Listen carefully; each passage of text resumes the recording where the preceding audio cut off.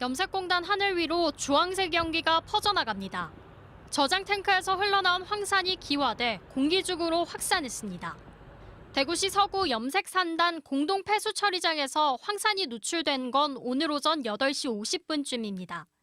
사고 직전인 오전 8시쯤 직원들이 40톤가량의 황산이 들어있던 70톤 용량의 저장 탱크에 23톤을 추가로 넣었습니다. 그런데 화학적인 이상 반응으로 끓어 넘쳤습니다. 다행히 방류벽에 갇혀 외부로 흘러나가지는 않았지만 상당량이 증기로 변해 공기 중으로 퍼진 겁니다. 원래 황산 자체는 전기가 나가지 않는 걸로 되어 있기 때문에 이상 반응이라고 제가 추정으로 말씀드리는 겁니다.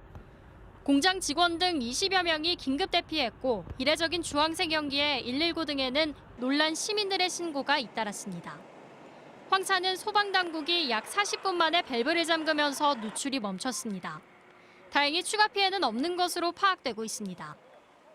그리고 일부 소량이 누출됐기 때문에 공중에서 또 기화되고 공중에서 중화가 되는 부분이 있기 때문에 아직까지 신고된 부분은 없습니다.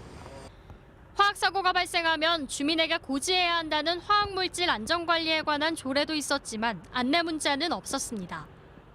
이렇게 유출되거나 그 독가스가 있다는 거는 전혀 모르고 살지, 그냥 평소처럼.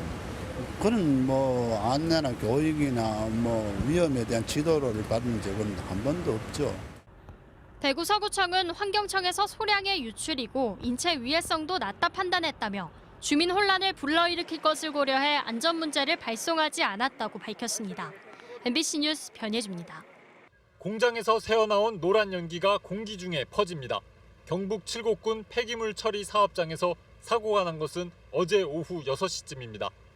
화학공장이나 염료 공장에서 쓰고 난 폐질산과 폐황산 같은 폐산을 탱크에 넣다 연기가 피어올랐습니다.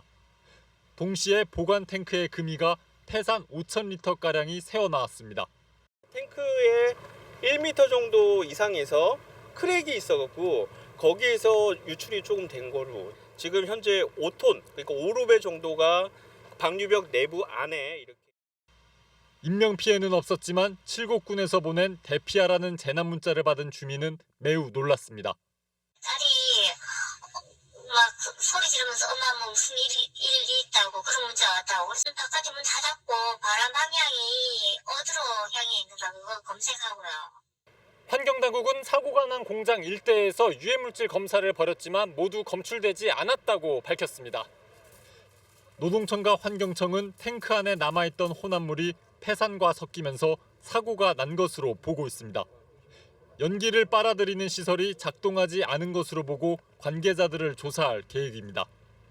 사고가 난 사업장에서는 2달 전에도 비슷한 유출 사고가 발생해 관리 감독에 구멍이 생겼다는 비판이 나옵니다.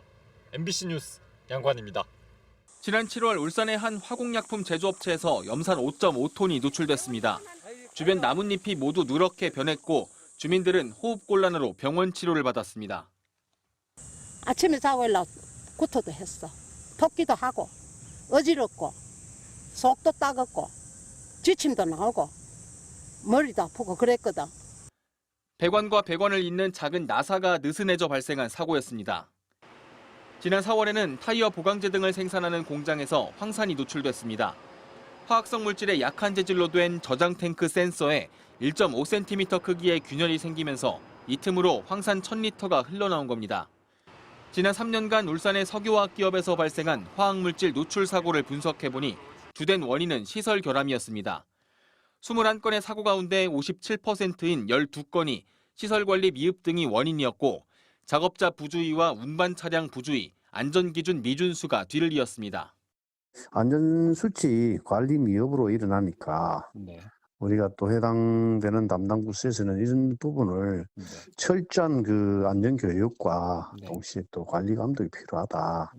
노후화된 산단을 개선하기 위해 기업의 대대적인 투자와 더불어 작은 부품까지 살피는 꼼꼼한 시설 정비가 필요하다는 지적이 나옵니다. MBC 뉴스 정인곤입니다.